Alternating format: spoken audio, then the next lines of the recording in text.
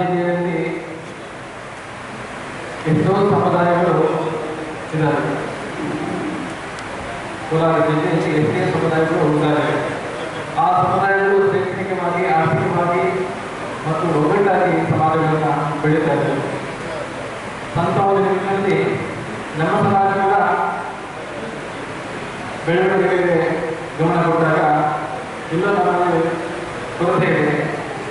ಆ ಕೊರತೆಯನ್ನು ನಾವು ನೀಗಿಸಬೇಕಂತಂದರೆ ನಾವು ಸ್ವಲ್ಪ ಪದ್ಧತಿಯಾಗಿ ಆಚಾರ ವಿಚಾರವಾಗಿ ನಮ್ಮ ನಡವಳಿಕೆಗಳನ್ನು ಬೆಳೆಸಿಕೊಂಡಾಗ ನಮ್ಮ ಜೀವನ ಉತ್ತಮವಾಗಿದೆ.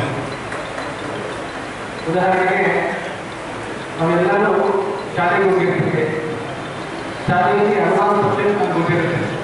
ಆದರೆ ಮಕ್ಕಳು ಕೆಲವರು ಈ ಗಣಿತದಲ್ಲಿ ಸ್ವಲ್ಪ ವೀಕ್ ಇರ್ತಾರೆ. ಎಲ್ಲರಿಗೂ ಮಕ್ಕಳಿಗೆ ಎಲ್ಲರಿಗೂ ಮಾರ್ಕ್ಸ್ ಕೊಡ್ತಾರೆ. ಆದರೆ ಗಣಿತದಲ್ಲಿ ಸ್ವಲ್ಪ ಗಣಿತ ಮಕ್ಕಳಿನ ಗಣಿತ ಅಂಕಿಗಳನ್ನು ನೋಡಿ ನಮ್ಮ ಜೀವನವನ್ನು ನಾವು ನಡೆಸ್ಕೋಬೇಕು.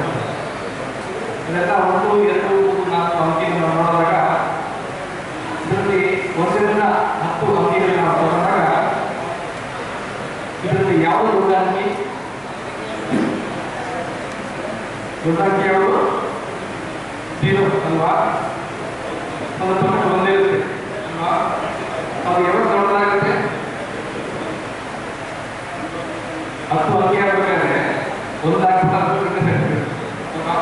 ಈ ಒಂದು ನೋಡಿದ್ರೆ 9ನೇ ಅಂಕಿ ಇದೆ. 9ನೇ ಅಂಕಿ ಆ ಅಂಕಿ ಏನು ಮಾಡುತ್ತೆ? 8ನೇ ಅಂಕಿ ತನಕ ನೋಡ್ತೀವಿ.